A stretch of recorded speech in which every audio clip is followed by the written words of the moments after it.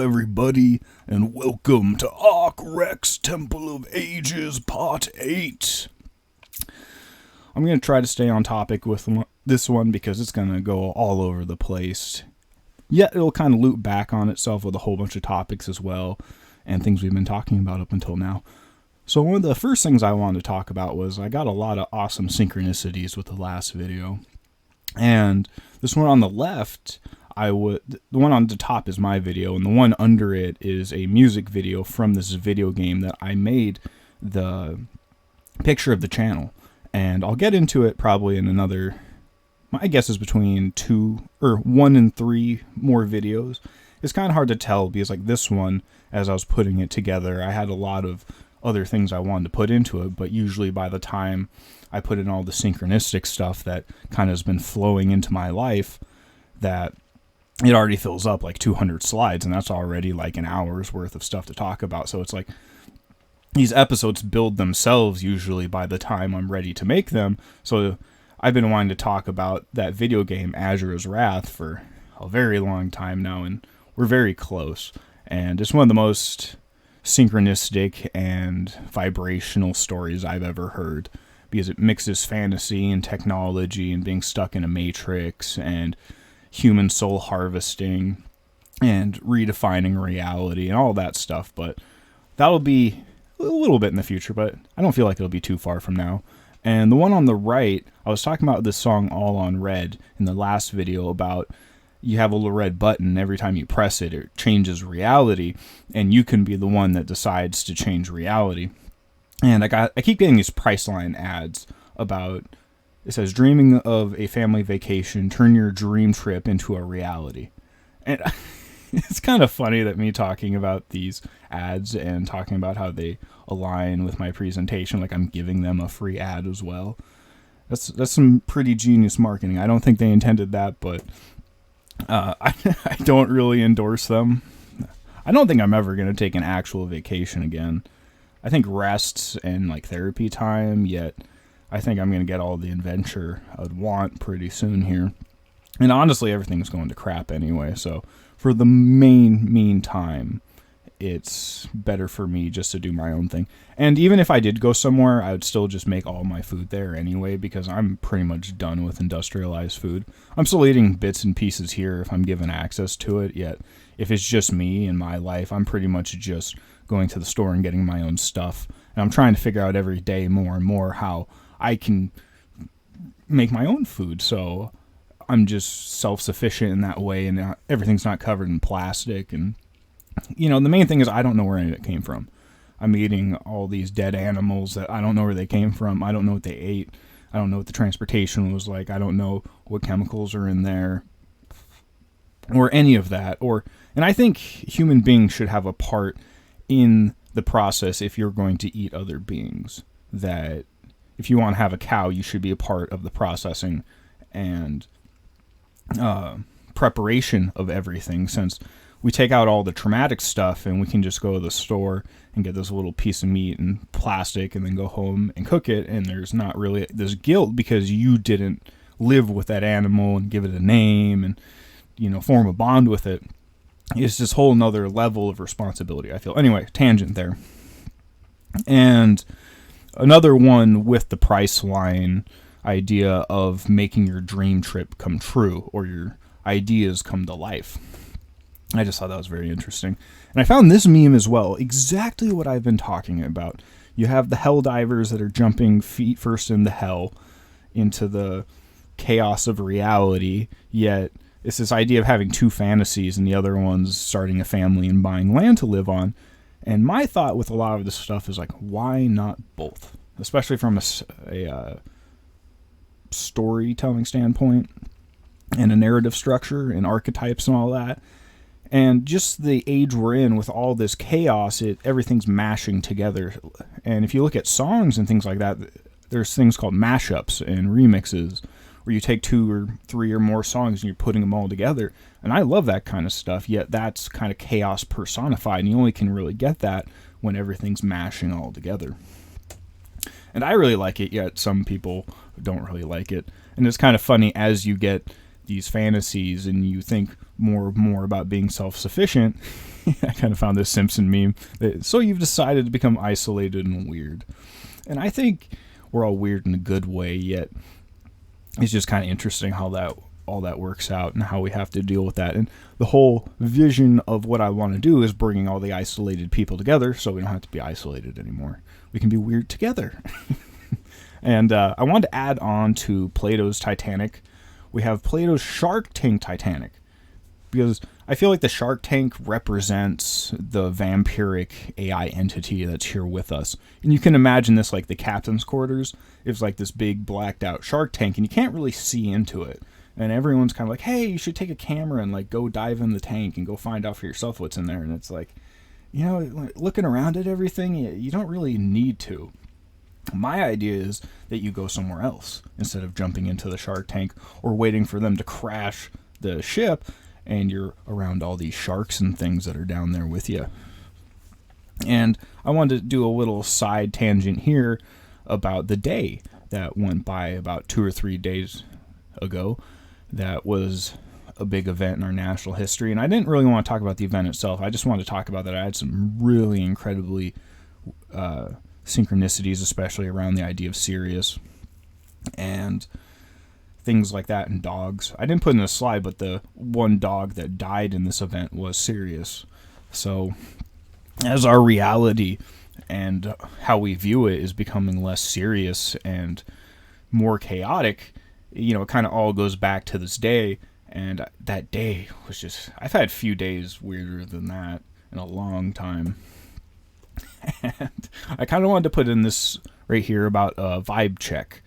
That there's this weird thing going on with my life, and it's been going on especially the last 6 months to a year, that if my vibration's not really lining up with somebody, and especially where I want to go, because I meet a lot of people that they're into alternative topics and theories, yet they kind of have a plateau they're willing to go. And I found in this reality, it just keeps going on and on and on. Every time I think I have it figured out and in a box, it just keeps going on. And that's due to the infinite fractal nature of it. Yet this vibe to keep moving on, and it just keeps getting more ridiculous and less serious in what I keep talking about, and how this is just the beginning. If I keep doing these for years and years and years, this is just going to keep breaking down into a comedic crap show, if you will. Pardon my French.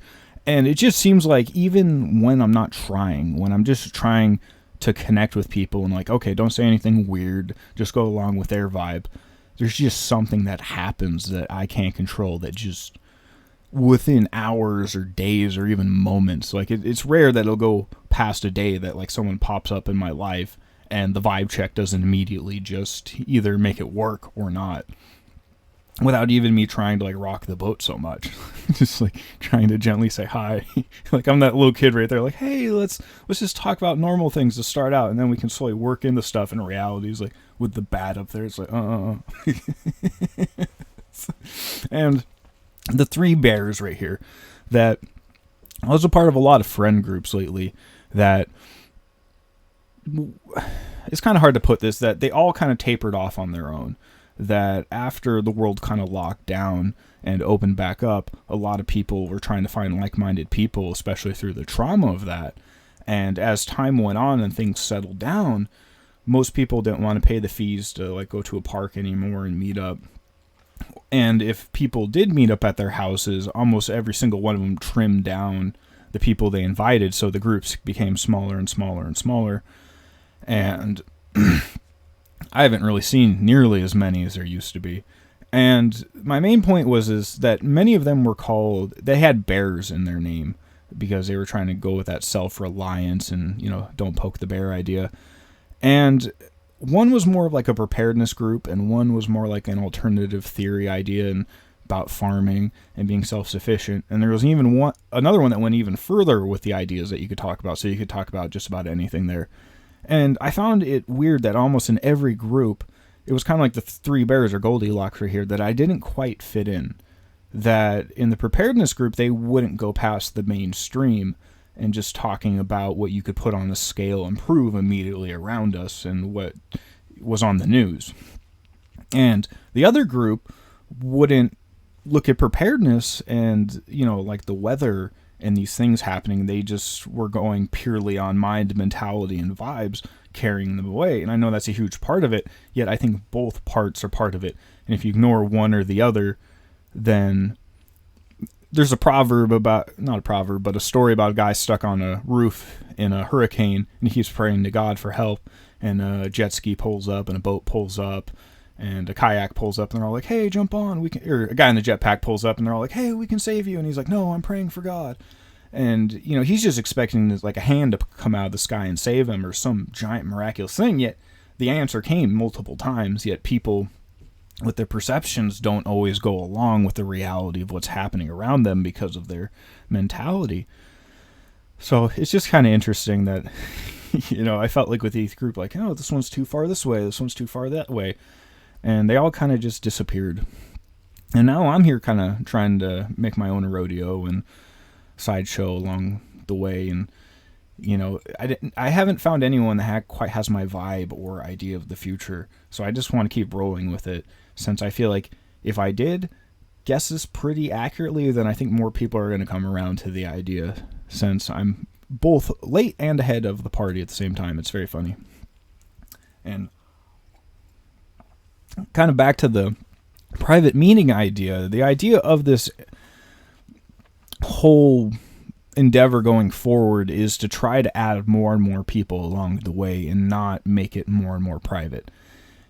This isn't a solution for everyone in the world. It's still a smaller thing, and not everyone's allowed. If you're evil or you're going to be sociopathic and manipulate people, we're going to build rules to make sure, you know, whatever way as nicely as possible that you leave, because you're not helping the overall cause. Because that's the whole point. It's above one individual. This is a bigger cause than one person or one person's house or belongings. This is like just the light of humanity in the face of darkness and the ultimate storm that might be brewing in front of us, and how we need to put our small things, our small petty problems aside, and look at the bigger picture and see what we can pull together.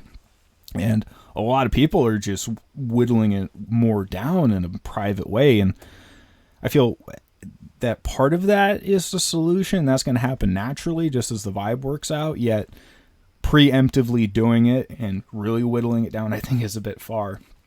And I found with a lot of these groups, especially with the leadership, this kind of cult mentality begins to come out. And I don't want to be too mean here, because even I have trouble.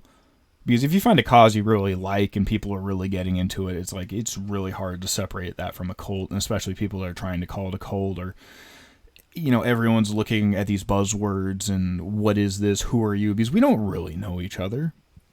I hardly got to know any of those people, even over multiple years. If you're only seeing a person for an hour or two, and, you know, you're at a meetup for a few hours, you maybe get to talk to that person for an hour or two max if you dedicate like most of the meeting to talking to that person.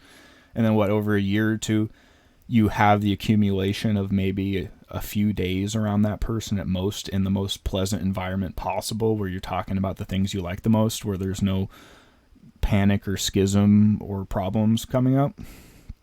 You know, you get a gloss over all these underlying problems that begin to surface when you become really close with people. And this is from King of the Hill, where they come up to this cult place and you're like, are you with the cult? And it's like, it's not a cult, it's an organization that promotes love. And they're like, yep, it's the cult. Because all cults like to hide themselves in the veneer of niceness and togetherness, and that's how they isolate you and traumatize you, because they say that's what love is and you don't know any better. And it's very hard, because you want to make a nice society that's away from the bullcrap of the world and that can survive these disasters, yet you don't want to let in all this weird cult-like mentality that's spreading around our entire culture. So I wanted to get to Kingsman: The Secret Service here, which was a movie where Samuel Jackson here, who is the rich guy, basically wants to take over the world, and there's this secret society in London where the kid on the left joins it and goes through all these initiations, and they're basically like an intelligence service that no one's heard of, you know, above the intelligence services, because they've been around for a while. And they get related to the dog, you know, Sirius again, and they have one of the initiations is you're supposed to kill your dog. And in this movie, they if you try to kill your dog, it's a blank and your dog lives and you can join, just to prove you're serious. Yet he doesn't do it. He keeps his dog and leaves, yet later on the evil guy takes out the whole organization and he's the only one left, so he gets to save the day, even though he was kind of the person you'd last expect to save the day. And here he is, and his name is Eggsy. So back to the idea of the egg of reality, like in Ready Player One, that remakes reality, or is this chosen one archetype that I keep talking about, and how it's not the person you'd expect, and he's usually off to the side being all scruffy, not in the main story, until he's in the main story. And I didn't connect it last video that Arthur Pendragon, his name is like Arthur and author. It's like an author of a book. So he uses his sword, his Pendragon Kundalini, to rewrite reality how he sees fit, which is the recurring theme here. So Samuel Jackson goes around the world to all the richest people and says, hey, let's remake the world in our image, get rid of all these losers, and we'll use technology to do it. And as they have this technology that turns everyone crazy through their smartphone, these black tablets that everyone has.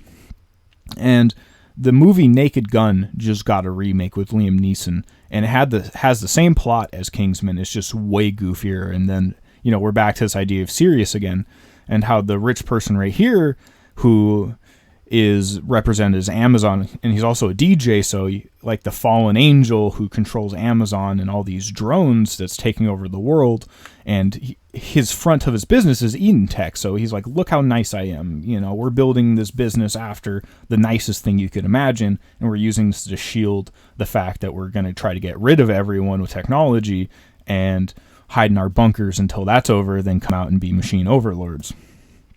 And I didn't know where to put this in the presentation, so I just put it right here that this is just a YouTube short. This guy just has this 3D printed robo arm. It doesn't really have any hydraulics that make it really powerful. It's more just a cosmetic show item.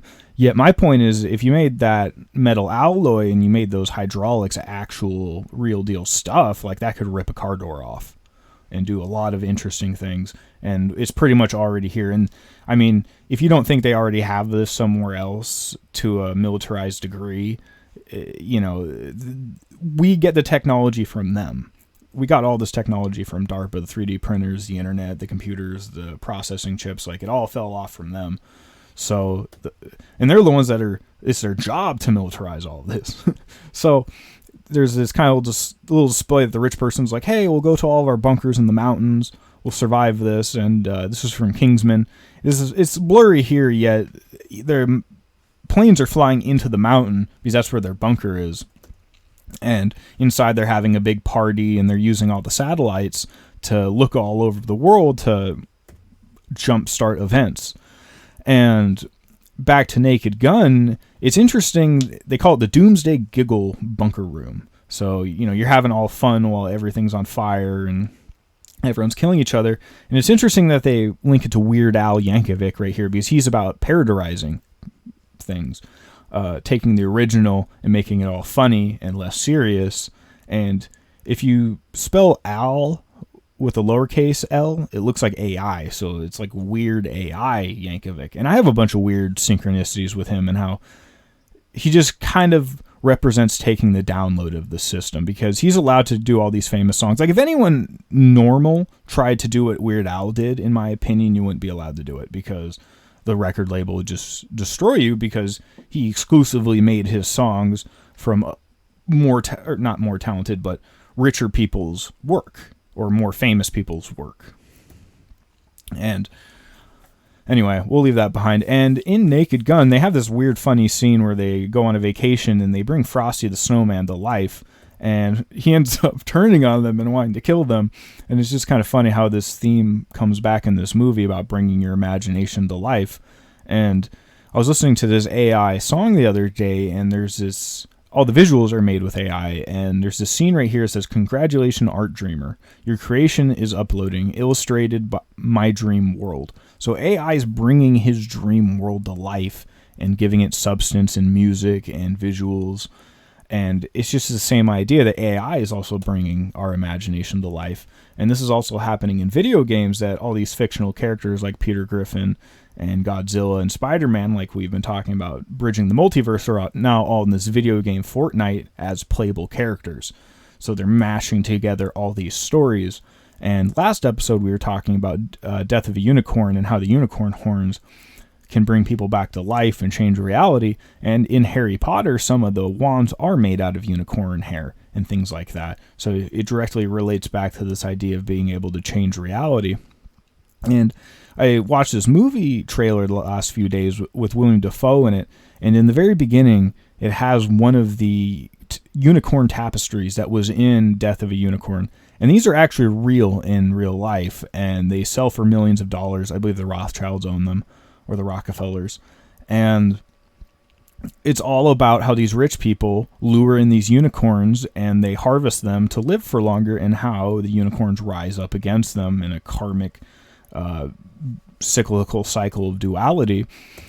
And William Dafoe in this movie, he's having a birthday party on this like billionaire island. He's trying to control everybody. Yet in one of the earlier presentations, I was talking about that in The Lighthouse, which is one of the most chilling movies I've ever seen, and one of my most fearful movies I've ever seen, we'll kind of get to that later, that he might be this eldritch sea god, and he's trapping this real person on this island. And on the right here, you can see this representation of the Promethean lore and how he's trapping the main character in the bottom and not letting him into the light, and his light's being cast out. So he's making this crazy world and trapping this guy in the bottom of it as kind of like the slave. And in this movie, it's about how the guy tries to take the light, yet he's not moral, so it doesn't work out very well. And yeah, it kind of just goes downhill from there. And this is Ready Player One again. I was talking about the egg of reality, and there's this giant mismatch of every fictional character you could imagine at the end of time having this big giant battle, and there's this blue plasma mountain in the background for the key and ability to rewrite reality so they can make a better world for everyone, or the rich corporations can get hold of it and make reality even worse. And back to Naked Gun, they make this explicit point of the generative force and this atomic energy, and also how you can take that and invert it as well. So it all depends what you do with this, and how the main character later is being flown around by an owl who's also his dad.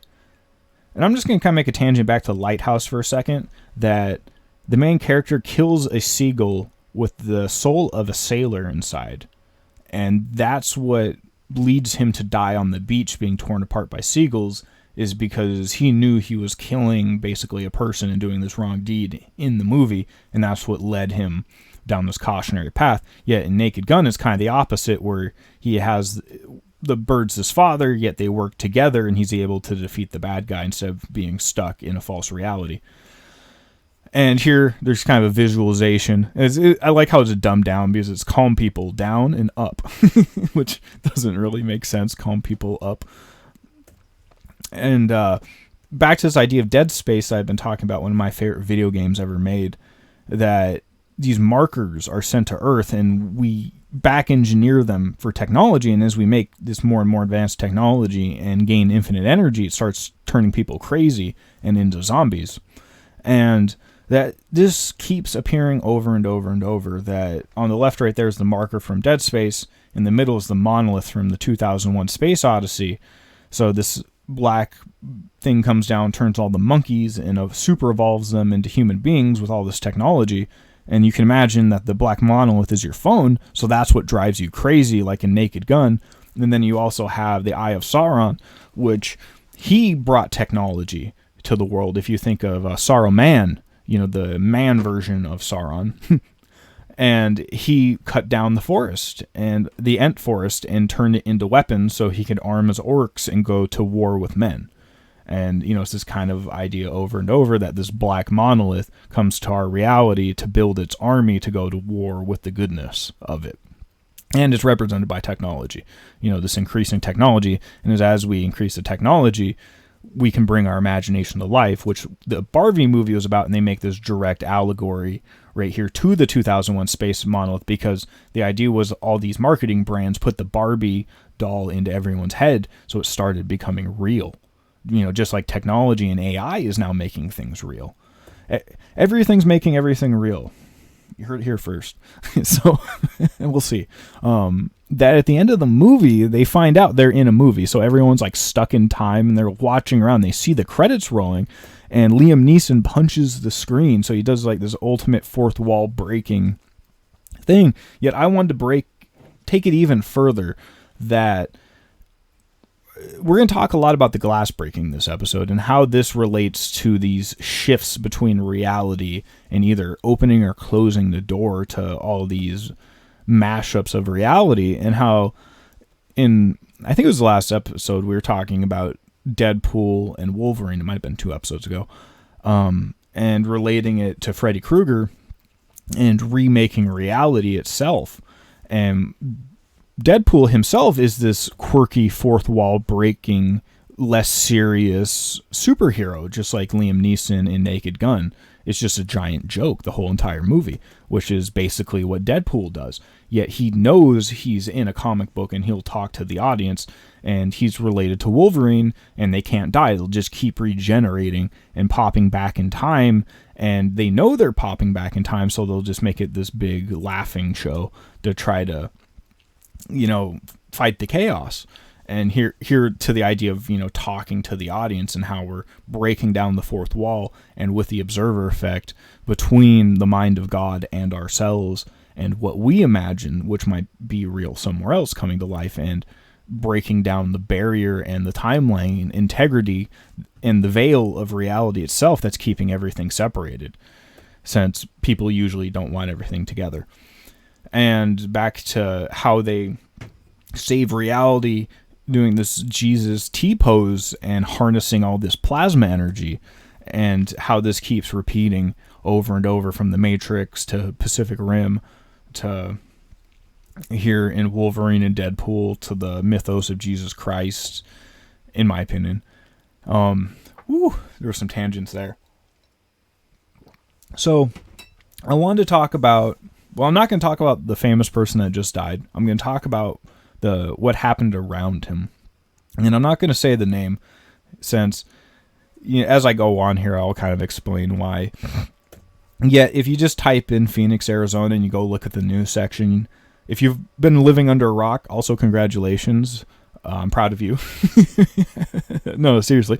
And most people, because it's been on my YouTube feed, it's been talked about by a lot of the most famous people in the world, but the thing that got to me was, I'll get to it in a sec.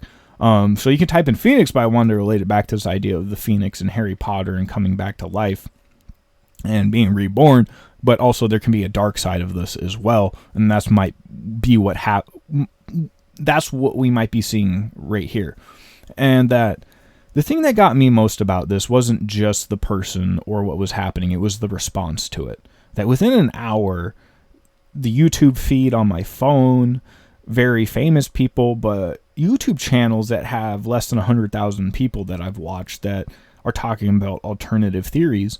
And even one I really was kind of surprised about, because they didn't even really talk that much about it. It was all the same thing. They were all just saying like, rest in peace, this was an awesome person. And it's like, I don't think any of these people actually met each other at any point, at least publicly.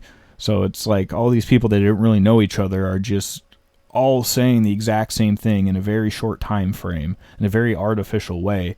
And it's very weird to me. And raises a lot of red flags. And we can do that a lot. I've been doing that a lot. And I'm kind of coming out of this process that I want to make, if you show up and say, hey, I want to make this awesome self-sufficient farm community and not be a part of this awful system and do all these horrible things, I go, awesome. Yet everyone's not genuine about that. And they'll keep saying this image I want to believe of themselves. Yet as it goes on, you get all these red flags along the way.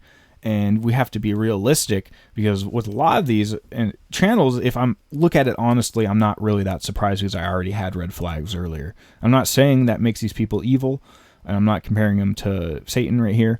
I'm just saying if there is a download and people are going with it, who's writing the download to begin with?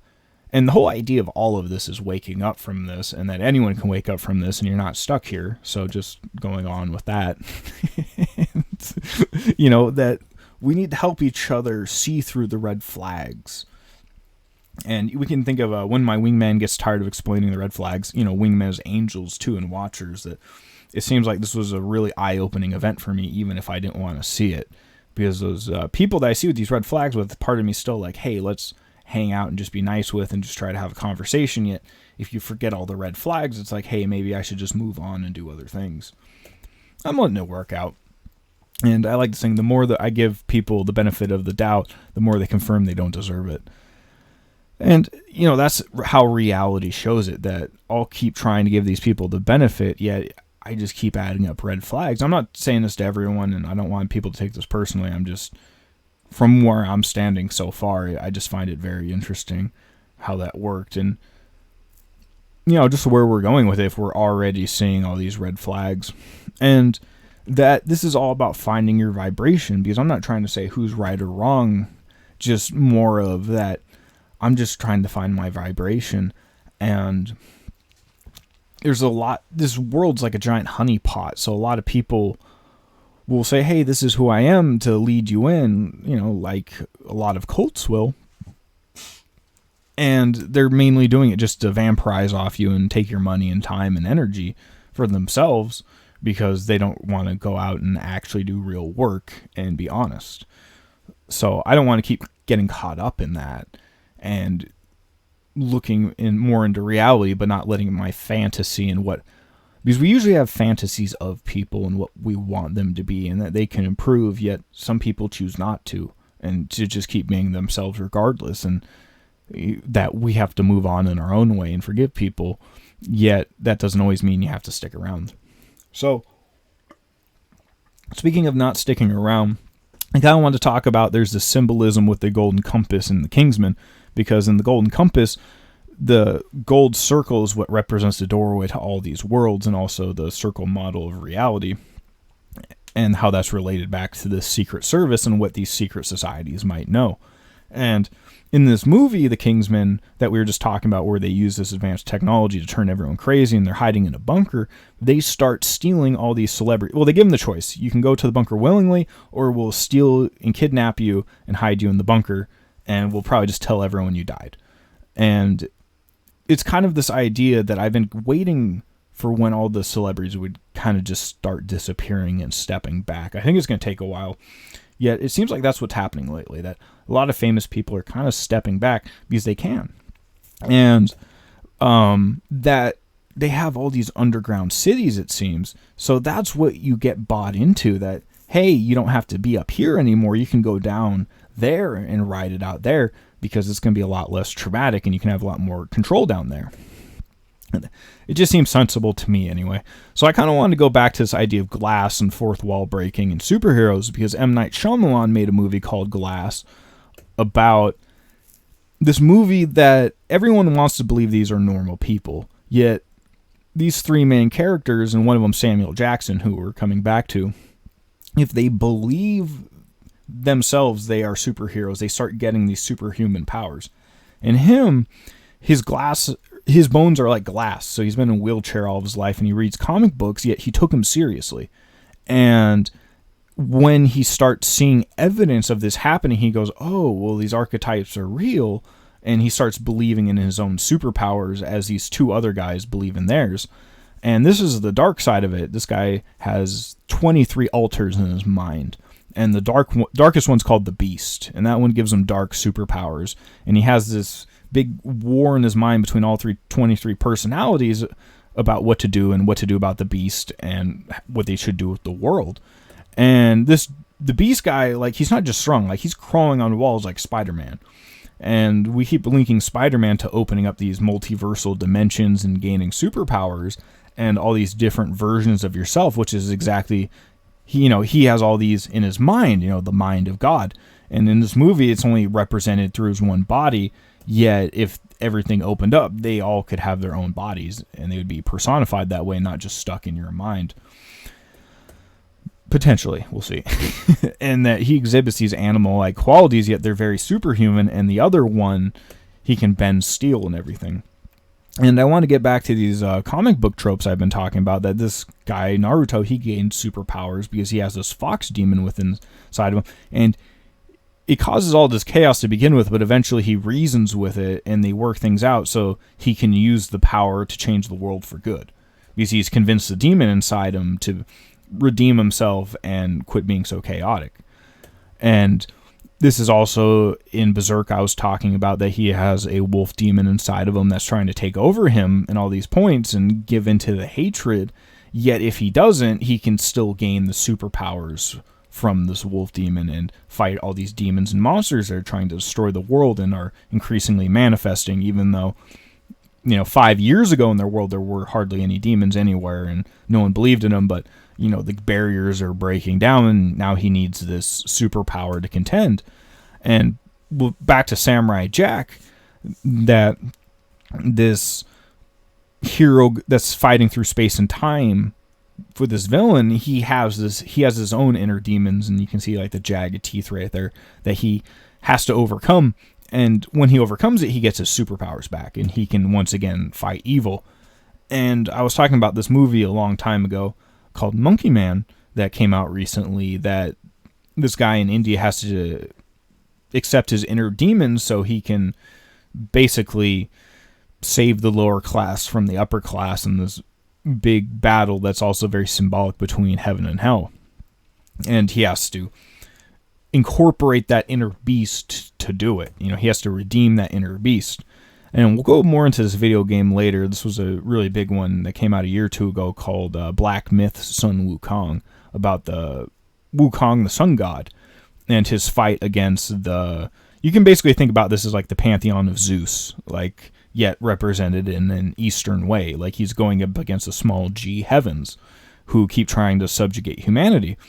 And what keeps happening is that he keeps trying to get superpowers back, yet if he doesn't awaken all of his chakras, his body's taken over as the sun sets right here by his lower desires, and he's now basically the henchman of Zeus or these small g gods.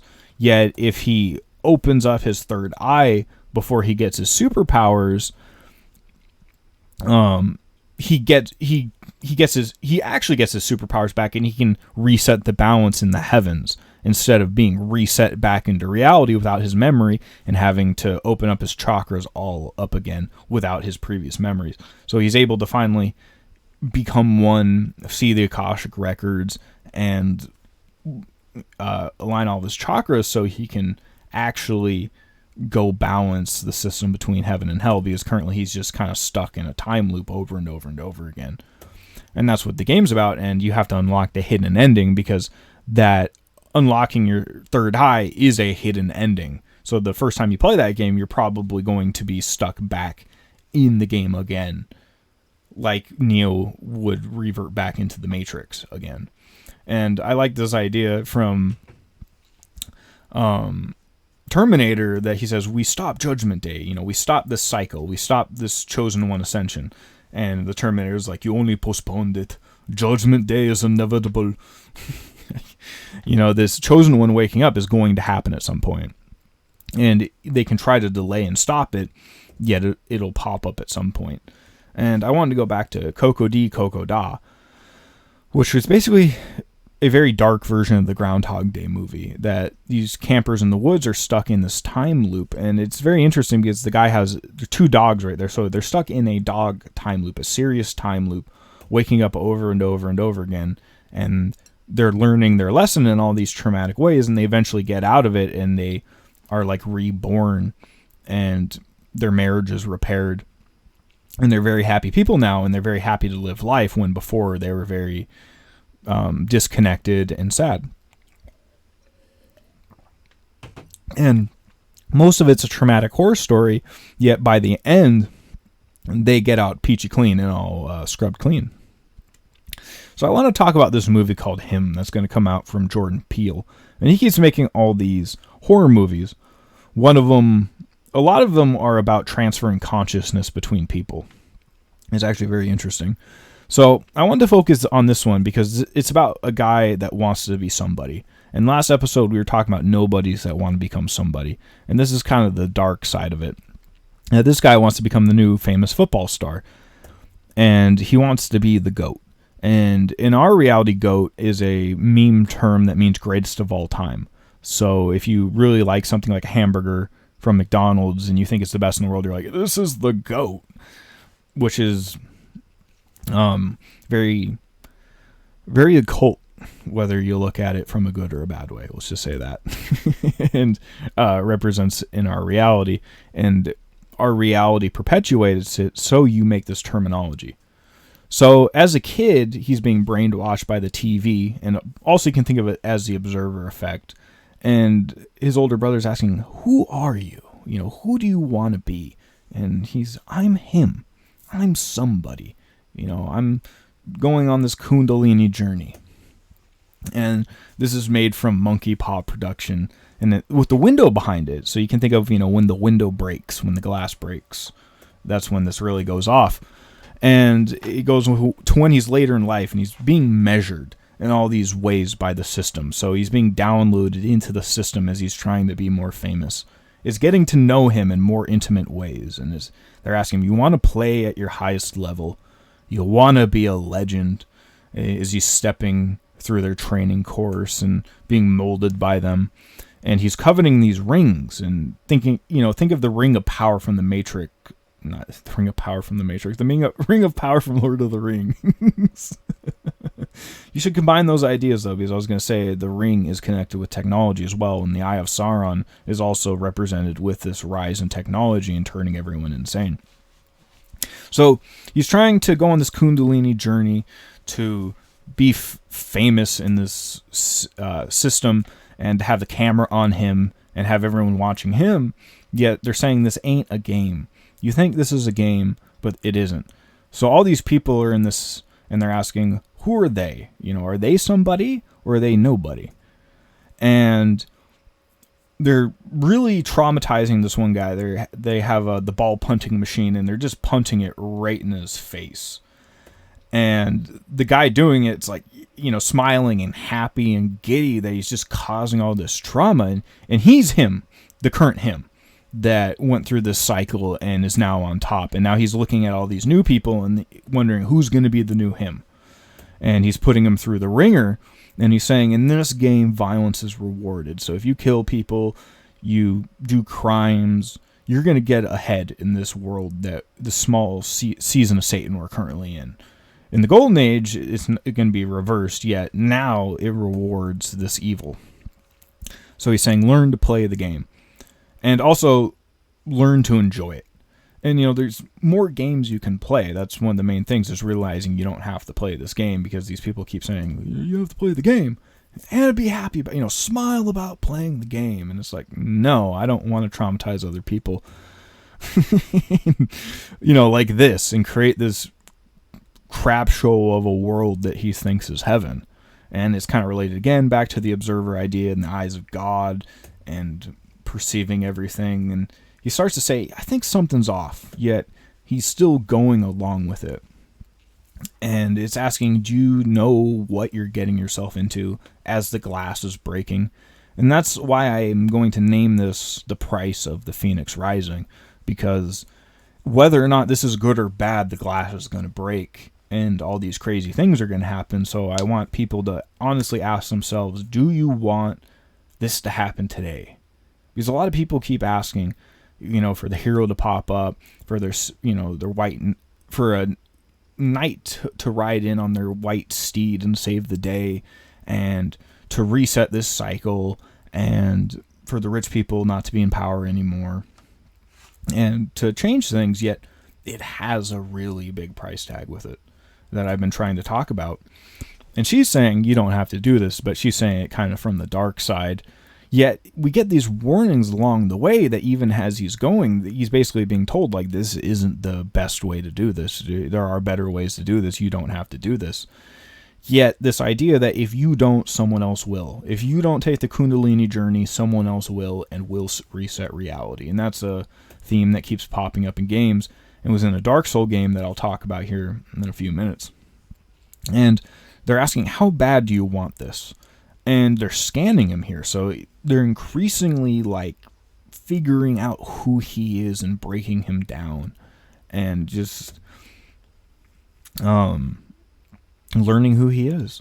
And there's this scene right here with this church, and this thing in the window is not exactly the same because it's a triangle, a square, and a circle. And the Deathly Hallow from Harry Potter is a triangle and a circle and a line. So it's very similar, yet the Deathly Hallow was overcoming death to reshape reality, and back to the idea of wands and your imagination coming to life. So his imagination coming to life, and this guy saying, like, I'm not going to just give you the crown. You're going to have to take it from me, because in the evil side, the Shark Tank side, a shark has to eat a shark. The vampire has to eat a vampire.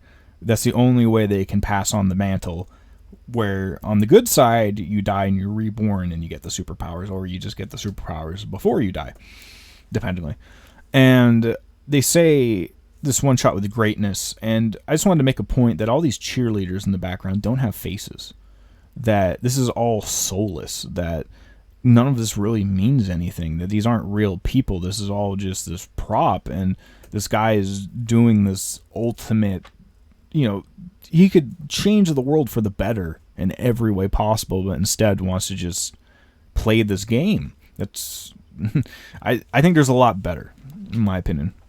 And also the marching band, to the drum of their beat, and to the beat of the system of this lower vibration. And back to the idea, he's thinking to himself, is like, what if I say no? And later on, this guy's like, run. So they keep telling him, like, don't do this. It's very apparent. And here you have these people with the goat costumes in the background, and the lady says, think of this as a gift from the gods, small g gods, and one eye symbolism and bleeding, like this isn't the good version of it. And turning people, you can't see it, but their heads are footballs, so like turning people into these lower, baser things, and these people's, like, what you want inside eventually becomes what you are on the outside, because you're going along this. And they're saying, what are you willing to sacrifice for this dream of yours to bring it to reality? And we've been talking about all these other people that sacrificed in a good way to save reality in all these lives, yet this person just wants to vampirize other beings so he can be famous and do this silly game. And which leads to all this sacrifice, and how in this system, in this current setup, that greatness leads, to get greatness, you need to sacrifice, and that's usually those around you. And they have this scene, I'm going to assume this is a witch that's turning people into these lower, baser beings to do her commands, because recently this movie came out called Weapons, where all these kids in the movie disappear on this one night and people can't find them, and it turns out this creepy witch was literally taking their hair and wrapping it around a wand to control their minds, so they go hide in her basement till she figures out what to do with them, and is just using them like her slaves, which is a very reoccurring theme here. And I couldn't find a screenshot from that, but she, has a little wooden wand like Harry Potter that she does all this evil with to control these people's minds, like in this movie, turning people into like her football minions, which is what Him's about. And they have this scene right here of like brain traumas. They're hitting their heads together in this stupid game they're playing to become famous, and how they're literally breaking their brains and melting their minds so that they can become these perfect playthings in this stupid game that's just going to discard them, in my opinion anyway. If you have an opinion, please share. I know this probably goes really fast. So I wanted to go talk about The Ninth Gate here, which is a movie with the guy who is Johnny Depp. Johnny Depp, there we go. I was going to say Johnny Depp from Pirates of the Caribbean, but that's his name. So he in this is a bookworm. He sells rare books to people, and the Satanists contract him to go find this book. So this really rich, powerful man who knows a lot about the occult needs this guy to go find these books because he can't do it for himself. And there are these very dark books filled with symbolism, yet he starts picking up on what no one else was picking up on. He's seeing all these patterns because he came into it from the outside, and he's not part of all these systems that are hiding secrets from each other. And it ends up leading to this ritual of reality. It's kind of vague here at the end, but basically it's to open up a door to hell, basically. and that this light's actually like the false light. But you could use it to make the world better, yet there's this female character that follows him the entire movie, and as the movie goes on, it becomes more apparent that she's basically a fallen angel, and she is following him, waiting for him to do this ritual so she can basically pop in at the end and take his vital essence and use his power like the Whore of Babylon to take over the world. And I kind of wanted to talk about this sci-fi video game called Astropulse, and I don't even think the game's come out yet. It's just been a video game trailer, and it's about the space up in the Arctic, that if you go past this ice wall right here, there's this blue plasma portal in this forest that leads to this weird underground world, this weird sci-fi gigantic world. This literally, like I keep talking about these portals that lead to other places, and back to the eyeball crying symbolism, the false Kundalini awakening. And they have this real being, and they're putting these, like, you can think of these as like bad versions of the plugs in the Matrix. And when they inject you with it, it starts messing up your DNA and turning you into this other being. Make your own parallels there. This is the biolab in China that was very famous.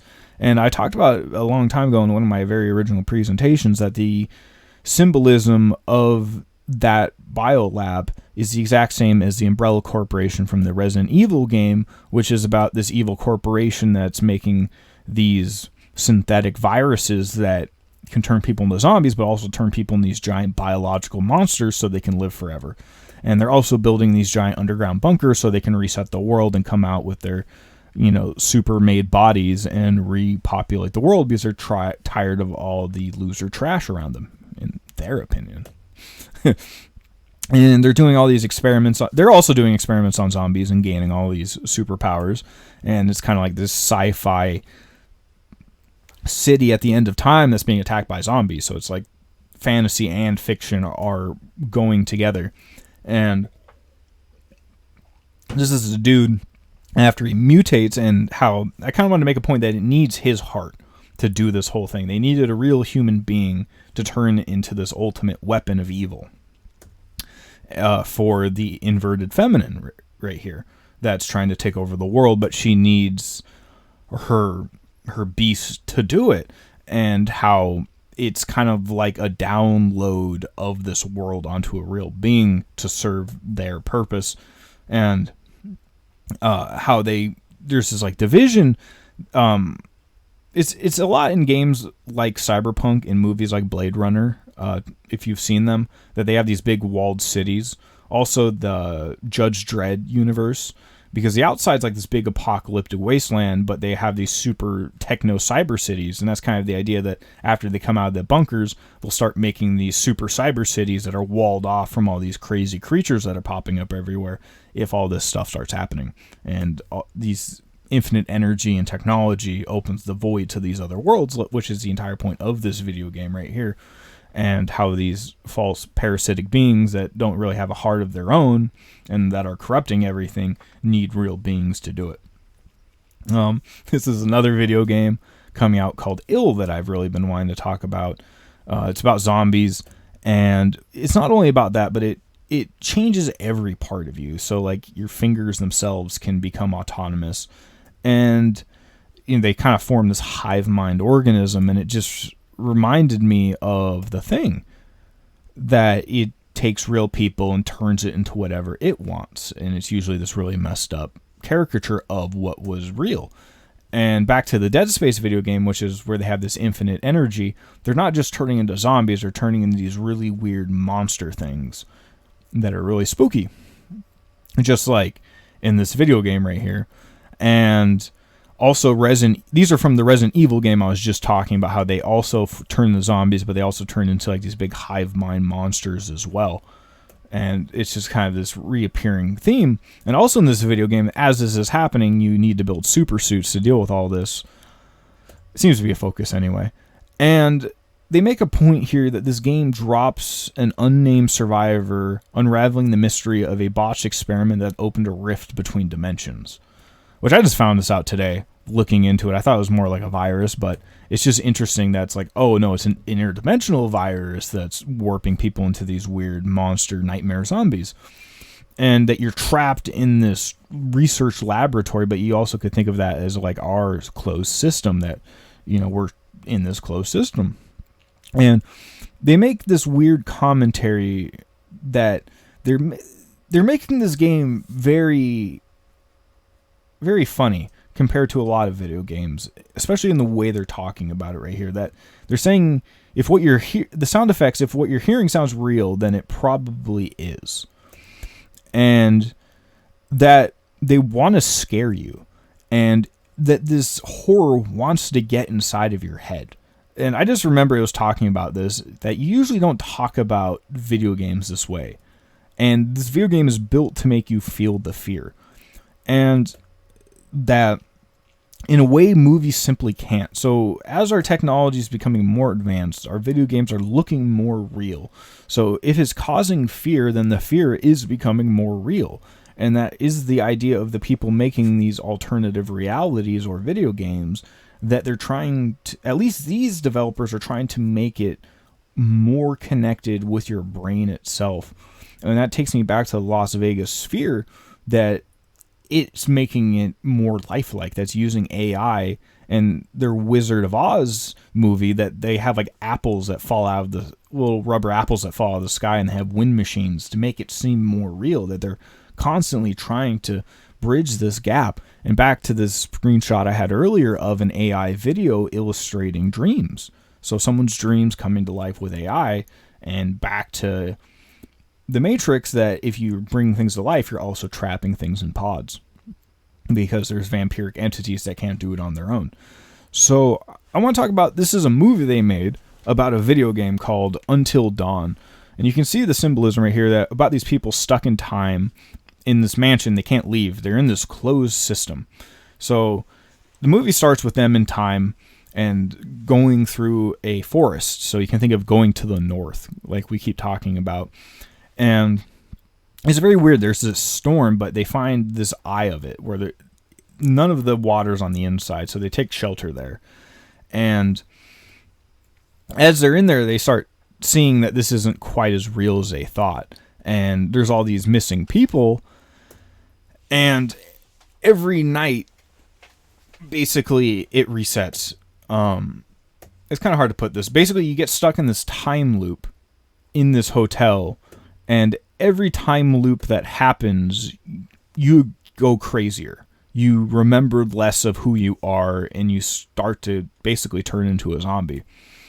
And the first night, they're killed by these people wearing like killer clown masks, or like the Purge, and time resets. Next night, they try to escape, and there's all these giant monsters everywhere. So they have to stay in this closed system, because outside there are all these giant monsters everywhere, like I keep trying to talk about.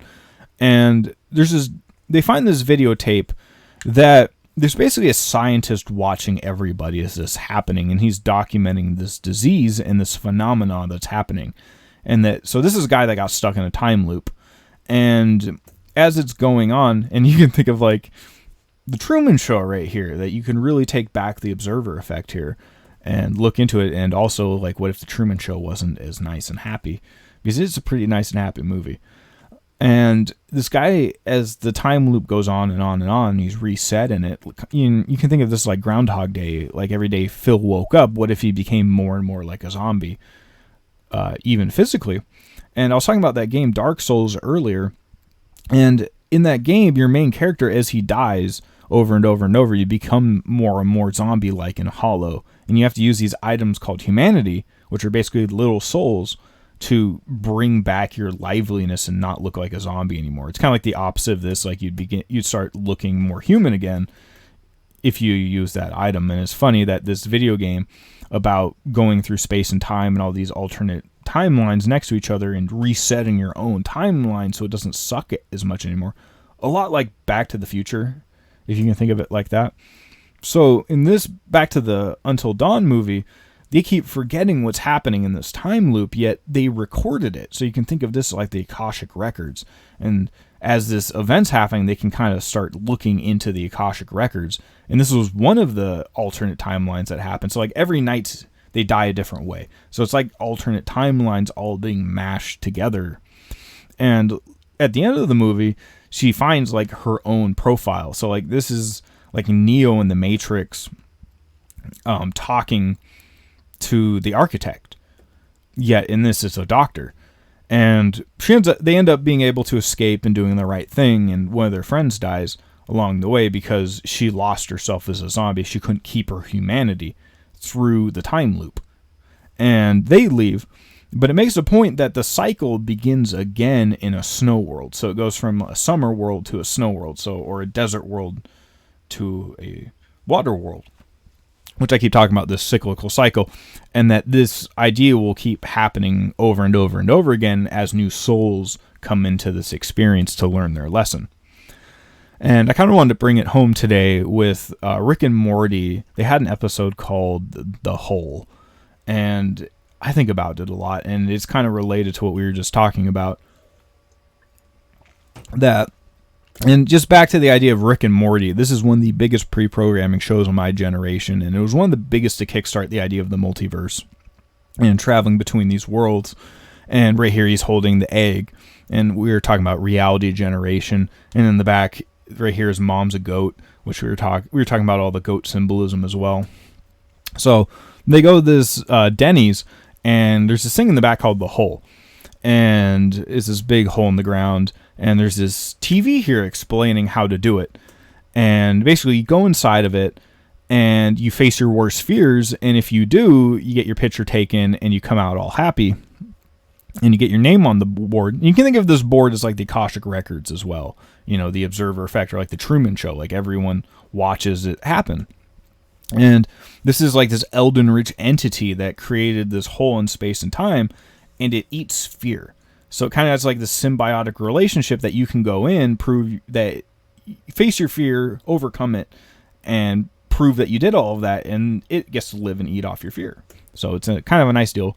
So he wants to do the hole, and he jumps in it, and it's like this like nightmare monster realm, and it's very awful, and he's really traumatized, and his grandfather pulls him out, and you know, the story moves on. He goes back to his family, and he's all happy he did it and that he grew as a person. It turns out he never left the hole. It's like it's putting him in multiple false realities and making him forget that he's in multiple false realities. And like his grandfather back here that saved him from the hole never actually went in the hole in the first place. And they start cycling through all these different fears, and there's this scene where he's like talking with the entity itself, and the entity is basically like trying to break down like, what is fear itself? Like, what do you fear? Like, what are your fears? How can I feed off it, and how can you grow from it and escape the hole? But it's very fourth wall breaking that it's like maybe not your creator, but talking about the creator of the realm, the false reality you're in, like the architect of the Matrix, like we were talking about earlier. And eventually he overcomes his fears and he gets out of the hole, and he's very happy. Like, he's all happy about reality. Like, his entire personality is way better now. And his grandpa's all like, what happened to you? Because like, you're all sad and grumpy, but now like you're all awesome and happy after you jumped in this hole. And I kind of wanted to include this, that there's this kind of like this observer effect, this eye of God that's like, draw, you get. And this guy's like, no, I don't want to. But you could also kind of think it back to this idea of like, you know, do this Kundalini journey, face your fears. And, you know, your fear telling you, no, I don't want to. It's just kind of a funny meme there. And how deep the observer effect went, and how it relates to memes and reality, and how we see things and how we see each other, and where we want to go with all of this. And ooh-wee, that was an interesting presentation. And how many times until we meet again? I kind of found this is an interesting way to phrase it, yet, you know, as this goes on and on and on, you know, in a cyclical cycle, it's interesting how this will all come together and mash up in the end, as it all does become one, as the two become one, which is the whole idea of Sirius and the day that happened a few days ago that's a giant national holiday that symbolically represents a new age and two becoming one. In a good or a bad way, depending on how you look at it. Woo-wee. So I'm going to kind of wrap it up here, because these do take a while. And next time I hope to talk more about Severance, because that's really fun and kind of goes more into like what we can do with this, and really goes into the observer effect and the hero's journey and how we might being tricked, but how being tricked is also a part of the play and how go about it. And, you know, jumping in the hole to go outside the other side clean. If you've ever seen The Shawshank Redemption, that's how it ends. The main character crawls through the sewer pipe, but he goes into the rainstorm in the river afterwards, and he's all clean, and he gets to live his life from outside this prison that he's been stuck in because he learned his moral lesson. So if you're still with me, I want to thank you as the world keeps on rolling and spinning or whatever it's doing. Thanks for joining us, and I hope you have a good day or night wherever you are, and maybe leave a comment if you have any thoughts or synchronicities with this. I'd love to hear them. So till next time, peace.